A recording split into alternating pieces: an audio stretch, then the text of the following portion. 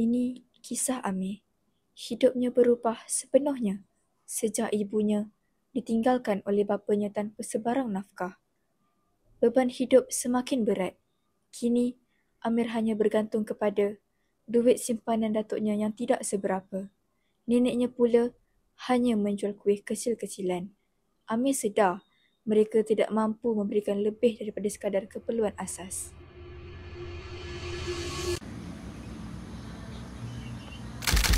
Hari itu panas terik dan tekaknya terasa kering.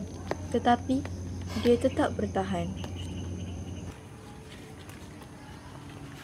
Hari ni panas betul. Tapi aku kena kuat.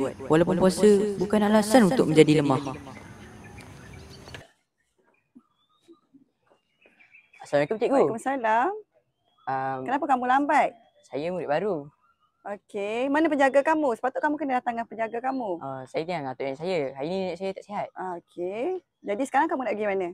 Saya nak tahu pejabat kat mana. Okey, kamu pergi straight, kamu naik tingkat 1. Okey, terima kasih cikgu. Sama.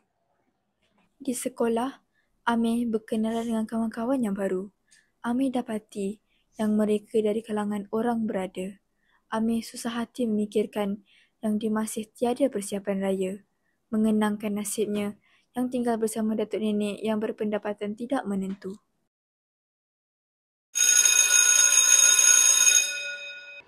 Pada waktu rehat, Amir mengambil masa untuk menunaikan solat hajat sendirian. Dia berdoa supaya keluarganya diberikan rezeki yang lebih baik. Semoga suatu hari nanti dia juga dapat menyambut hari raya seperti orang lain.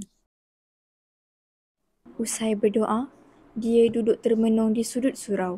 Saat itulah seorang guru datang menghampirinya. Amir? Ustaz. Amir ada masalah apa-apa ke? Tak ada apa-apa Ustaz. Kalau Amir ada masalah, bolehlah kongsi dengan Ustaz. Ustaz Hakim duduk di sebelahnya, menunggu tanpa mendesak. Perlahan-lahan, Amir menceritakan segalanya tentang ahli keluarganya, tentang impiannya untuk menyambut raya seperti orang lain.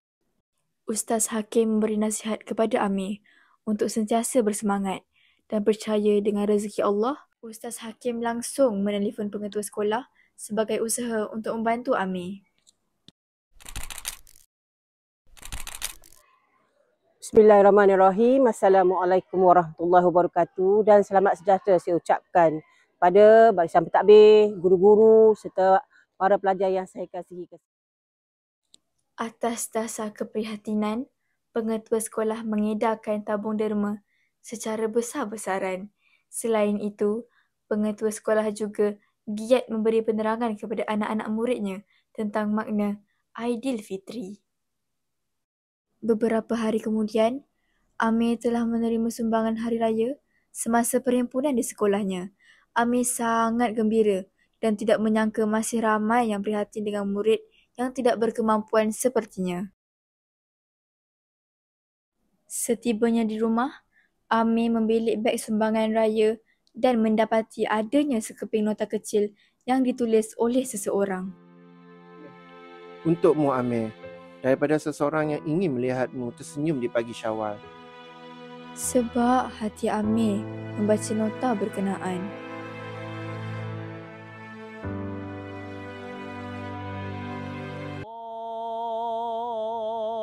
Allahu Akbar, Allahu Akbar, la ilaha. Tidak beberapa lama kemudian, Amir mendengar orang memberi salam. Assalamualaikum Amir, kami datang nak beraya. Segera dia menyeka wajahnya yang sedikit berair. Korang dah datang? Mestilah kita orang datang. Alhamdulillah, korang datang. Korang jemputlah masuk.